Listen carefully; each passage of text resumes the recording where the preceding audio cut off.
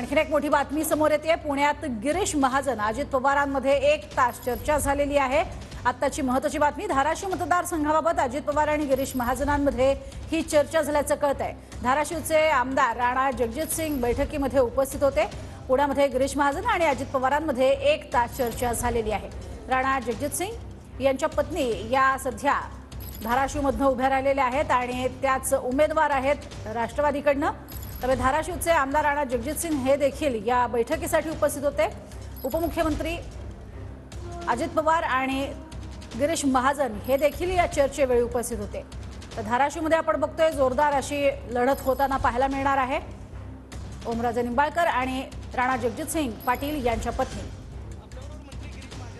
महाजन साहेब, आज अजितदारांची भेट घेतली, कोणकोणत्या मुद्द्यांवर चर्चा झाली? आज पुण्याला आलो होतो मी रात्री, दादा इथे असल्याचं कळालं म्हणून मी मुद्दामून दादांना भेटायला या ठिकाणी आलो आणि सगळ्याच विषयांवर राज्यभरातल्या काय काय परिस्थिती आहे, काय काय नाही त्याच्या संदर्भामध्ये चर्चा आमची या ठिकाणी। महायुतीचं जागा वाटप कधीपर्यंत होणार आहे? काय तिढा आहे अजूनही जागांवरती चर्चा? नाही, फार तिढा मला वाटतं आता कुठला राहिलेला नाही आहे। मला वाटतं 2 दिवसामध्ये आता काय शेवटच्या टप्प्यामध्ये निवडणूक येणार आहेत। मला वाटतं 2-3 दिवसामध्ये सगळे जागा डिक्लेअर जाहीर होतील आणि आमचं वरतून पार्लमेंटरी बोर्ड आहे तिथून एकदा जाहीर झालं की मग मला वाटतं काही अडचण येणार नाही। पण मला वाटतं 2-3 दिवसामध्ये सर्व जागा जाहीर होतील। नाशिकच्या जागेसंदर्भात सर अजूनही तिढा पाहायला मिळतोय, काय नेमकी ही जागा कुणाला जाईल? नाही, आता अजून तेच सांगणं कठीण आहे, पण मला वाटतं 2 दिवसामध्ये या संदर्भामध्ये सगळे निर्णय होतील। आज संजय राऊत असं म्हणाले की एकनाथ शिंदेची अवस्था जी आहे ती भाजपची रकेल असल्यासारखी झालेली आहे। आता त्याच्यात मी काय बोलावं, म्हणजे इतक्या खालच्या थराला राजकारण चाललेलं आहे, इतक्या खालच्या भाषेमध्ये तुम्ही बोलता आहेत। राऊतांबद्दल मी काय बोलू होता, ते काही बोलू शकतात, आम्ही तसं काही त्यांना उत्तर देऊ शकत नाही अशा गोष्टींचं।